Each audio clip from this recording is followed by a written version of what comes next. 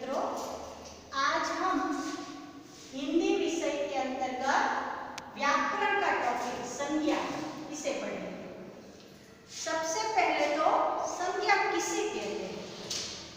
तो संसार में हम देखते हैं कि जितनी भी वस्तुएं हैं, जान, बेजान, दृश्य, अदृश्य, व्यक्ति, वस्तु, सभी का कोई न कोई नाम अवश्य होता है और सभी को नाम देकर हम अपने विचारों के जो आदान प्रदान को सुविधाजनक बना लेते हैं। तो उसी नाम को ही संज्ञा कहा जाता है। संक्षेप में अगर हम देखें तो किसी भी वस्तु, व्यक्ति या पदार्थ के नाम को संज्ञा कहते हैं। तो यह संज्ञा की व्याख्या हमने देखी। अब संज्ञा के प्रकार। तो संज्ञा के 5 प्रकार हैं। पहला व्यक्तिवाचक संज्ञा, दूसरा जातिवाचक संज्ञा, तीसरा भाववाचक संज्ञा, चौथा द्रव्यवाचक संज्ञा और पांचवा समुदायवाचक या समूहवाचक संज्ञा। तो सबसे पहले हम देखें कि व्यक्तिवाचक संज्ञा किसे कहते हैं। तो किसी भी एक ही वस्तु, व्यक्ति या पदार्थ का बोध कराने वाला जो शब्द है उसे हम व्यक्तिवाचक संज्ञा कहते हैं। उदाहरण के तौर पर हम देखें तो जैसे संजय, अगर वाक्य है कि संजय खेल रहा है, तो इस वाक्य में संजय वह लड़के का नाम है, तो उसे हम व्यक्तिवाचक संज्ञा कहेंगे। दूसरा है गंगा नदी बह रही है, तो गंगा जो है यह नदी का नाम है, तो वह भी व्यक्तिवाचक संज्ञा ही कहा जाता है। तो तीसरा उदाहरण देखें कि रामायण पवित्र ग्रंथ है, तो रामायण है वह हमारे पवित्र ग्रंथ का नाम है, तो रामायण जो शब्द है वह भी व्यक्तिवाचक संज्ञा कहलाएगा। तो दूसरा प्रकार हम देखें जातिवाचक संज्ञा।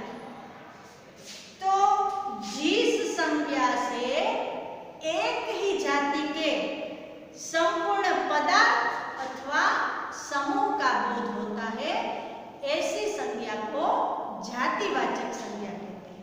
उसका उदाहरण हम देखें तो लड़का पढ़ रहा है, तो लड़का है वह जातिवाचक संज्ञा। क्यों?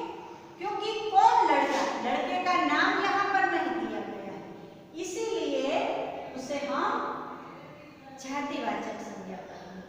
दूसरा उदाहरण देखें तो मनुष्य एक सामाजिक प्राणी है, तो मनुष्य समग्र जाति का प्रतिनिधित्व करता है, तो यह भी जातिवाचक संज्ञा कहलाएगा। तीसरा है नदियां, तो भारत नदियों का देश है, तो यहाँ पर सभी नदियों का प्रतिनिधित्व है, कोई एक नदी का नाम नहीं दिया। अगर नदी का नाम दिया गया होता तो वह व्यक्तिवाचक के अंतर्गत आ जाता, लेकिन यहाँ नदी की बात है, इसलिए यह भी जातिवाचक संज्ञा कहलाता है। अब तीसरा हम देखें भाववाचक संज्ञा। तो जिस संज्ञा से किसी गुण, दशा या भाव का बोध होता है उसे हम भाववाचक संज्ञा कहते हैं। तो भाव किसे कहते हैं? भाव यानी कि जिसे हम महसूस कर सकते हैं, इसे हम भाव कहते हैं। तो भाववाचक संज्ञा का उदाहरण हम देखें तो खुशी, जैसे हम कहते हैं तुमसे मिलकर बहुत खुशी हुई, तो खुशी है यह हमारे मन का भाव है, इसीलिए यह भाववाचक संज्ञा के अंतर्गत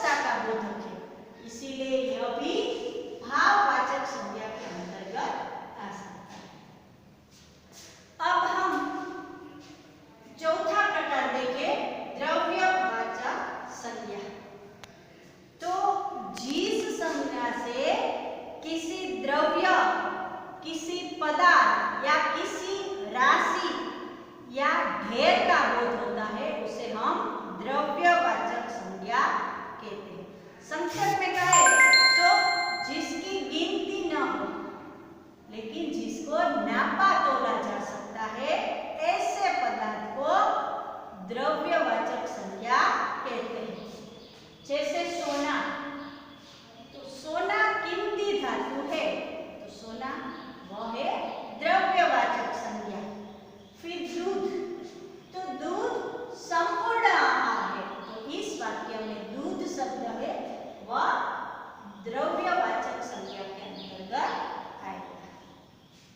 अब पांचवा प्रकार है समुदायवाचक संज्ञा, यानी उसे समूहवाचक संज्ञा भी कहा जाता है।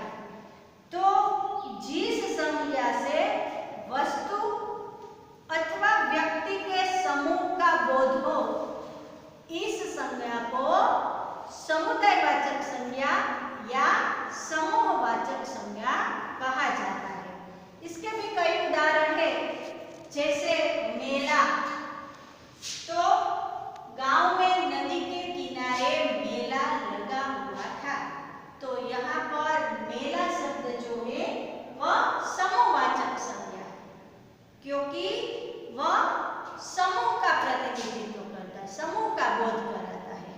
उसी प्रकार कुटुंब, तो पूरा विश्व एक कुटुंब है, कुटुंब है वह शब्द भी समुदायवाचक संज्ञा के अंतर्गत आएगा। इसके कई उदाहरण हैं, जैसे गुच्छा, झुंड,